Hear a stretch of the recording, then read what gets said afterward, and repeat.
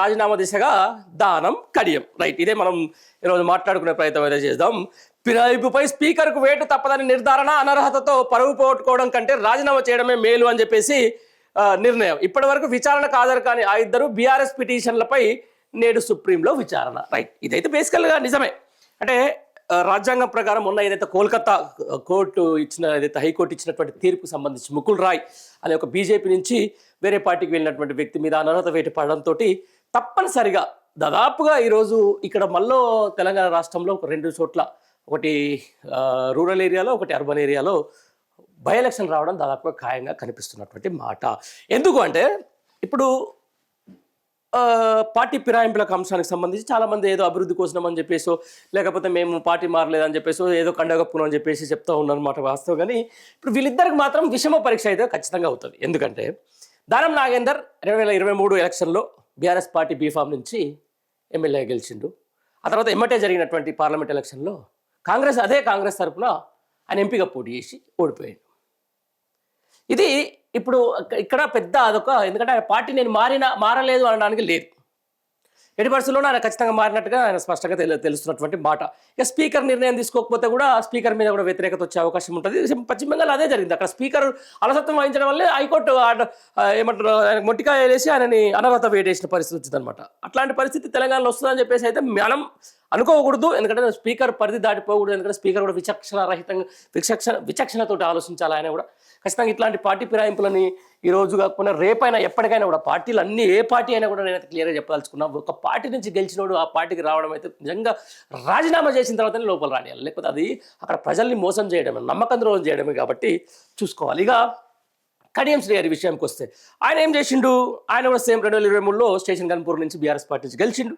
ఆ తర్వాత ఏమంటే పార్టీ మారిండు. పార్టీ మారిన తర్వాత వాళ్ళ కూతురుకు ఎంపీ టికెట్ కోసం కాంగ్రెస్ పార్టీ తోటి ఒకళ్ళతో పుచ్చుకున్నాడు. అక్కడి నుంచి బీఆర్ఎస్ పార్టీ నుంచి కొంచెం ఆయన పార్టీ ఫండ్ కూడా తీసుకొని పోయిండు. అదంతా కథ కార్ఖానా అని చెప్పేసి ఏదో అంటూ ఉంటారు. కానీ మరి అది సరే, ఆయన చెప్పాలి. ఆయన కూడా నిజంగా క్లారిటీ లేని వ్యక్తి. అంటే రాజకీయంలో ఎంత రాజకీయ దురంధరులైనా ఒక్కోసారి వేసే చిన్న చిన్న స్టెప్స్ భలే సిల్లిగా ఉంటాయి.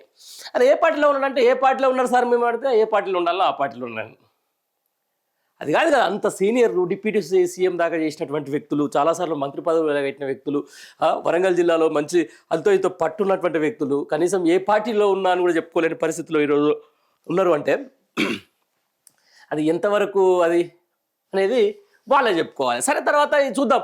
ఫిరాయింపుపై స్పీకర్ వేటు తప్పదని నిర్ధారణ, అనర్హతతో పరువు పోగొట్టుకోవడం కంటే రాజీనామా చేయడమే మేలని నిర్ణయం. ఇప్పటి వరకు విచారణకు హాజరు కాని ఆ ఇద్దరు బీఆర్ఎస్ పిటిషన్లపై నేడు సుప్రీంలో విచారణ అనేది ఒకటి వస్తుంది. రైట్, దీనికి సంబంధించిన దాని మీద కూడా చాలా మంది వచ్చారు.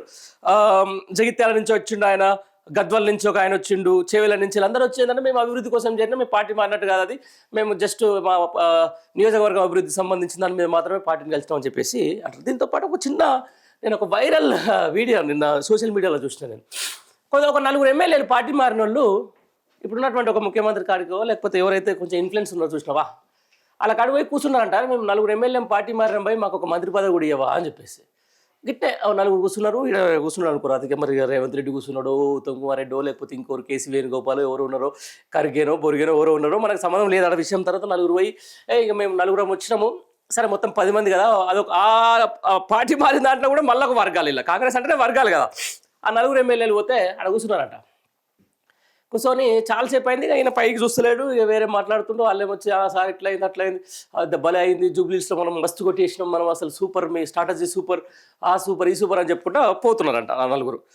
ఏంది వీళ్ళు వచ్చిన సంగతి ఆయన ముందే పసిగడతారు కదా, ఇది కాంగ్రెస్ పార్టీ. ఎందుకంటే చాలాసార్లు చూస్తుంటారు కదా వాళ్ళకి, ఇప్పుడు గెలిచినోడు కూడా నాకు మంత్రి పదవి కావాలని చెప్పేసి కూడా ఊరికొస్తుంటారు. కాబట్టి ఇక వీళ్ళంతా ఎంతో పొద్దుతిరుగుడు పూలు కాబట్టి వీళ్ళు ఎక్కడ పార్టీ ఉంటే అధికారంలోకి ఇట్లా వస్తారనే సంగతి వాళ్ళకి తెలిసిన తర్వాత కూర్చున్న తర్వాత పోయి అడుగుతున్నారంట, సార్ మా వాళ్ళు 4 ఉన్నారు కదా, మా నుంచి కూడా ఒక మంత్రి పదవి ఇస్తే అని చెప్పేసి, మీకు ఎమ్మెల్యే పదవులే ఎక్కువ, డైరెక్ట్ ముఖం మీద మీకు ఎమ్మెల్యే పదవులే ఎక్కువ, ఇక దయచేసి మీరు మంత్రి పదవులు గింత్రి పదవులు ఏం అడగొద్దు, ఓ ఛాయ్ తాగేసి మీరు వెళ్ళిపోతే నాకు వేరే పనులు ఉన్నాయని చెప్పింటారు డైరెక్ట్ ముఖం మీద. ఇది సీఎంఓ వర్గాల నుంచి కానీ, లేకపోతే కాంగ్రెస్ వర్గాల నుంచి కానీ, గాంధీ భవన్ నుంచి వస్తున్నటువంటి మాట. 4 ఎమ్మెల్యేల పేర్లు కూడా నేను త్వరలో మీకు చెప్తా. వాళ్ళు తక్కువ ఏం కాదు, వాళ్ళు కూడా బీఆర్ఎస్ పార్టీలో ఉన్నప్పుడు అటు ఇటు జర హిలాయించడంలే. వాళ్ళ పరిస్థితి ఇప్పుడు పార్టీ ఫిరాయింపులోకి వెళ్ళిన తర్వాత కాంగ్రెస్ పార్టీలో ఉన్నటువంటి ఏంది వాళ్ళ దుస్థితి అనమాట. అది ఆడ కూర్చొని ఏం చేయాలనో అర్థం కాక నలుగురు కూర్చొని అరగంట సేపు కూర్చొని ఏదో పెండింగ్ క్లియర్ గై ఉంటాయి కదా, సిఎంఆర్ఎఫ్ చెక్కులు, ఆ తర్వాత గయోటి గియోటి డబుల్ బెడ్రూమ్ ఇళ్ళకి సంబంధించిన దాంట్లో కూడా ఏదో అర్జీలు కూడా పట్టుకొని పోతే కనీసం వాటి ముఖం కూడా చూడలే అట ఆయన. అప్పుడు ఉన్నటువంటి మరి అది ముఖ్యమంత్రి మంత్రి ఎవరో అనేది తెలియదు. అక్కడ గాంధీభవన్ వర్గాల నుంచి కూడా చెప్తున్నటువంటి మాట.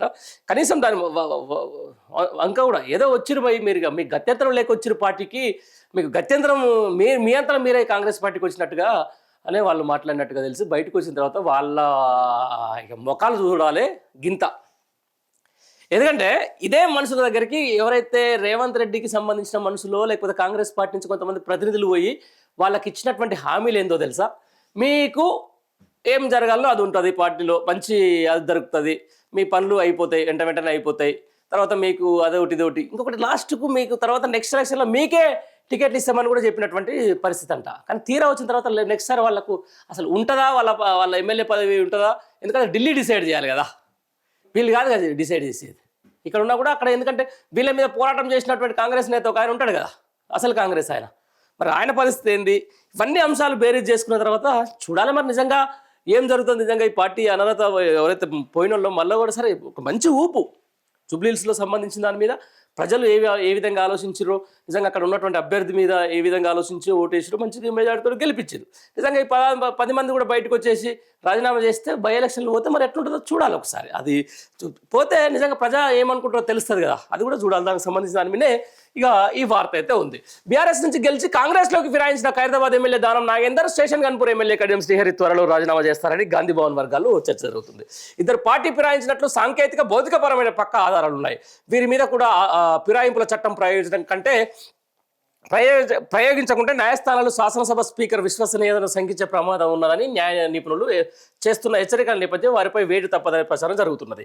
మరోవైపు తమ విచారణకు రావాలని స్పీకర్ కోరిన నోటీసులను ఇప్పటికే వీళ్ళిద్దరు ధిక్కరించారు. విచారణకు హాజరు కాలేదు. స్పీకర్ నోటీసులపై స్పందించిన వీరిపై అనర్హత వేటు పడే అవకాశం ఉన్నట్లు సమాచారం. దీంతో అప్రమత్తమైన ఇద్దరు స్పీకర్ నిర్ణయం కంటే ముందే రాజీనామా చేస్తే ఉందాగా ఉంటుందన్న ఆలోచనతో ఉన్నట్టు సమాచారం. స్పీకర్ చట్టబద్ధమైన నిర్ణయం తీసుకోవాలి, బెంగాల్ లాంటి పరిస్థితి తెచ్చుకోరాదంటున్న కాంగ్రెస్ నేత జీవన్ రెడ్డి. రైట్, ఆ పార్టీలో నేతలే చెప్తున్నటువంటి మాట.